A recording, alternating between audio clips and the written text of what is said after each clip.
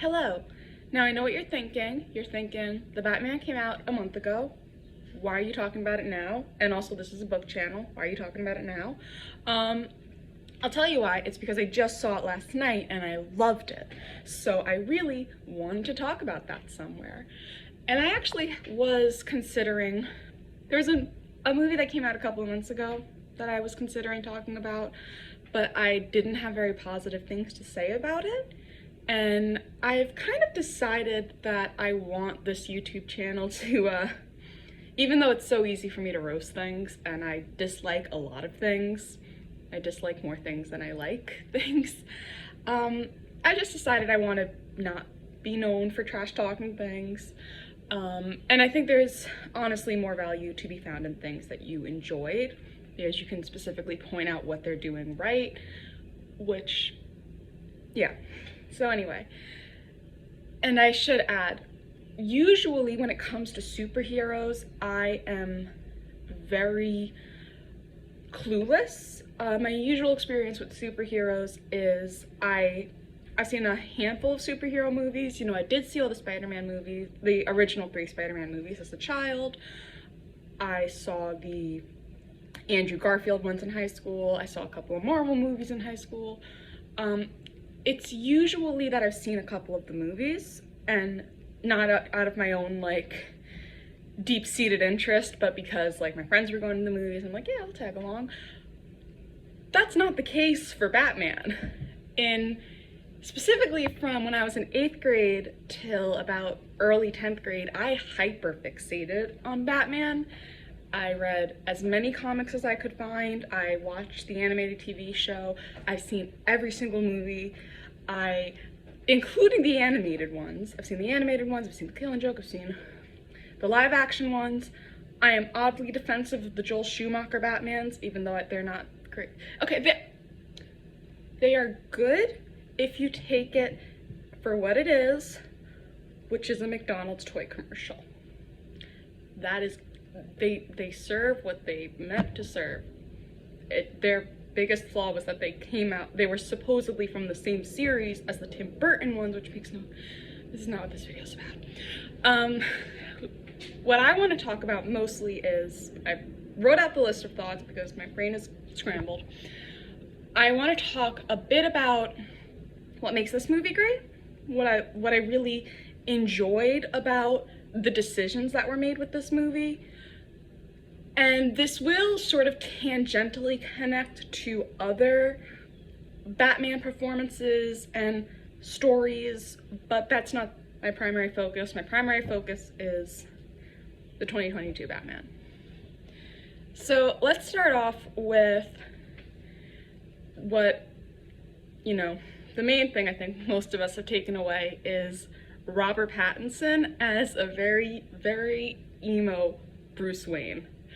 And I love that for him so much, because I understand that in much of the lore, there's that billionaire playboy Bruce Wayne, but to be honest, I never really cared for that aspect of his character.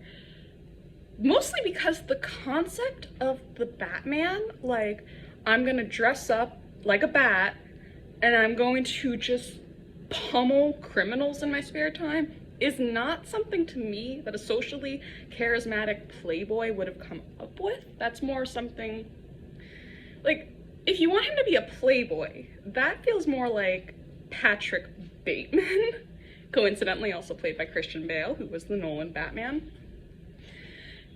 It's because it seems sociopathic, and it seems like I can't totally explain it, but I guess my biggest point is that when you also play him as a very socially charismatic, this socially charismatic playboy, it feels disconnected almost, or it feels like he's not coming at the, I gotta also beat up criminals in my spare time with any sort of, like, earnest belief that what he's doing is good, and more so because he's a straight up sociopath.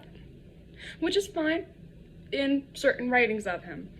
But as I said, the whole concept of the Batman to me is something that a Black Veiled Bride's reject would have come up with. And so it works. And I do like the idea that they say Bruce Wayne, and this is actually very reclusive and rarely ever makes an appearance in public, and is just, anyone else who's talked about it can tell you he really does feel like an emo teenager, especially that scene where he comes out in the morning to, and Alfred made him breakfast, and he's in all black, and he's wearing his sunglasses, it's great. And Robert Pattinson plays it so straight that it does not come off as, it doesn't even come off as cringe. It has elevated. It is just so sincere, which is another thing that I just love about this movie, is that it is not afraid to really talk about what it is. It's not like other movies haven't had that, sort of I am vengeance vibe to it. Particularly the, what's his name? Bane. Bane in the Dark Knight trilogy, with his whole, you adopted the darkness, I was born into it. They've definitely, played their hand at some real edgelord material. But in that series, in the Ben Affleck performance, in most performances, I feel that they don't really afford that type of indulgence with Batman himself. I feel like most performances play him and write him with a very light hand, which is not necessarily a bad instinct from a storytelling perspective. But what I'm saying is that it turns out that if you have the subtlety of a sledgehammer, it could work really well, especially when you do not undercut every other line with a joke. That is one of the things that I really couldn't stand about the Justice League movie, and about other movies that we're not going to get into.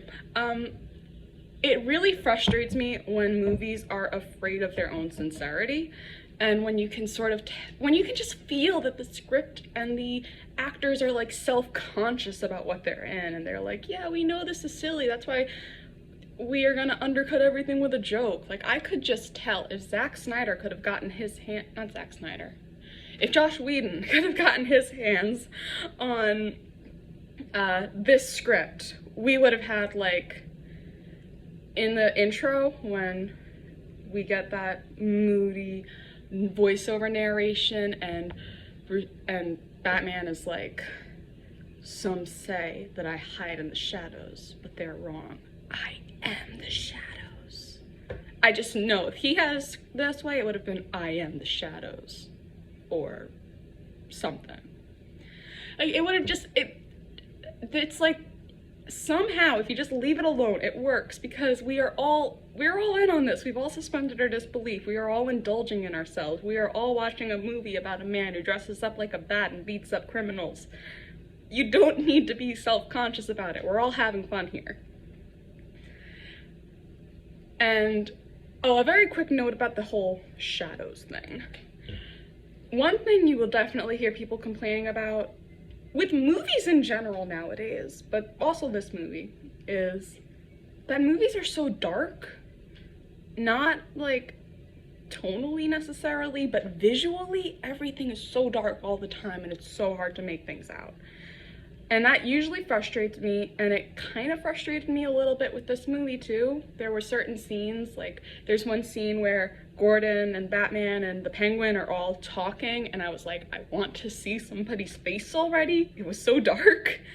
It was just the silhouettes of everyone, and it was driving me crazy. But for the most part, I would say that the darkness actually played very well into that whole thing of I am the shadows, because there was this constant, I don't know if you can call this a motif, but this thing of a character appearing in the darkness, sneaking up behind someone else, and you don't see them right away, and then your eyes sort of adjust, and then you can see them, and then they start attacking.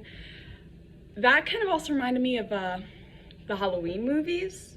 In the first one particularly, there's that famous scene where Laurie is hiding in the closet, and Michael Myers appears behind her, and some people thought that it meant that Michael Myers was walking up behind her, but the director said it's actually that your eyes are adjusting to him in the dark, and you can realize he was there the whole time. When you consider that, that actually worked out great. So in theory, so there was a lot of care being put into these decisions. There was substance into the style. Oh, I also wanted to add that I am so happy we used the Riddler as the villain this time, because Batman has so many great villains, and we have only been getting the Joker lately. And I love the Joker. He is in my top 5 favorite Batman villains. He's, you know, iconic. He's great. Every performance of him, I should not say every, a lot of performances of him are great. You know, we all love the Mark Hamill performance. We all revere the Heath Ledger performance. But the thing is, ever since the Heath Ledger performance, nobody has tried to bring an original, or no generalizations. I feel people are chained to that version of him. And everyone wants him to be the scariest. Everyone wants him to be the most intense. Everyone wants him to be like, like the cursed character that you will die if you play. That you're just gonna scare everyone because it's so intense. Because real edgelord stuff. The thing about the Joker, and I was talking about this with my friend last night, is that the Joker should be, the portrayal of the Joker should be dependent on the story he is in. You know, a lot of people say Mark Hamill is their favorite Joker, and I love the Mark Hamill performance, but that shouldn't be the performance every single time. Can you picture Mark Hamill's Joker brutally murdering a child with a pipe iron? Yet we do see that happen with other Jokers to teenage Jason Todd. Like, if the stakes are high, then the Joker should be more intense. In The Dark Knight, the Joker was supposed to be a huge top-tier threat, and the stakes were high. He blew up hospitals, he killed indiscriminately, or seemingly killed indiscriminately. Obviously, you do want to be afraid of him, but other performances, I guess this also does speak to a more prevalent issue with superhero movies, is that while they are also, so many of them have become afraid of sincerity and are constantly trying to be comedic with varying results, they also have this thing where they want to be so dark and broody and terrifying. And I think sometimes you gotta have Cesar Romero in the performance, you know? Why hasn't anyone ever tried to bring Jack Nicholson back into the performance? His Joker was fun. The Joker is the Joker, he's fun too. Let's have some good jokes by him. Oh, and that also brings me to my, it's not a defense, it's a commentary on Jared Leto's Joker. I was asked why do I think that Jared Leto's Joker does not work. And Robert Pattinson's emo Batman does work. And obviously your initial meme response is supposed to be, because Robert Pattinson's a good actor, but Jared Leto is a good actor. We can't take that away from him. So I think Jared Leto's an easy target because, you know, we've heard some not great things about him, and he seems hard to work with, and I think he as a person is an easy scapegoat, but I don't think it was his performance that was bad, because I couldn't judge who the character was. We got so little of him in Suicide Squad. I think that the real problem was that if you have the time, I suggest the deep dive into everything that happened on the Suicide Squad movie, especially when it comes to editing. They butchered and re-edited and reshot and just destroyed that movie. Whatever it was initially trying to be and whatever I think Jared Leto was acting towards is gone. And I think that he was initially trying to play a more intense Joker with a movie that had a lot, where the stakes were higher and you were supposed to see him as more of a threat, but then at the end we got this weird, like, comedy movie. So it had tonal problems. So that's all I want to say about him. I don't necessarily think, I think that whatever he was going for, it was not what we wound up getting, which was that weird SoundCloud rapper Joker. And yeah. Anything else I want to say? I really loved this movie. It was so good. Oh yeah, and this movie does also tug into my, it reinforces my desire to get to see a child Robin in one of the movies eventually. I really am just itching for that because, as I already said, I never really liked billionaire playboy Bruce Wayne. I always thought he was kind of a weird, socially awkward, insular person. One of the defining traits of Batman to me in the comics is that he is such a, for one thing, he's such a dad. You know, he's got like there's 5 different Robins eventually. There's Dick Grayson, Jason Todd, Tim Drake, Damian Wayne, and Stephanie, and then the girl. I can't remember her name, I'm sorry. So he's got this, like, he's got like children all over the place. He does like, he has this very protective streak to him, where he wants to, you know, protect and defend, but he also is like it's very much the unresolved issues he has from his childhood, that he has never fully stopped being the child who witnessed his parents get killed, and that he is still very much in tune and attached to who he was when he was a child, and that he keeps seeing himself in different ways in all of these children. And as I said, he's such a dad, but also that he puts them on the front lines and does risk their lives, and in the case of Jason Todd, does lose a child because of this. And that is an aspect of the Batman and Bruce Wayne that keeps getting erased, and I don't care for that. I would love to have a movie. I understand, you know, child actors, labor laws, etc. I would just really enjoy having a young Robin. And I guess I'm bringing that up because I feel like in this movie, especially when it comes to the mayor's son, we did get glimpses of that aspect of Bruce Wayne's character. So it's inspiring some hope in me that one day we'll get to see it on the big screen. Anything else I want to say?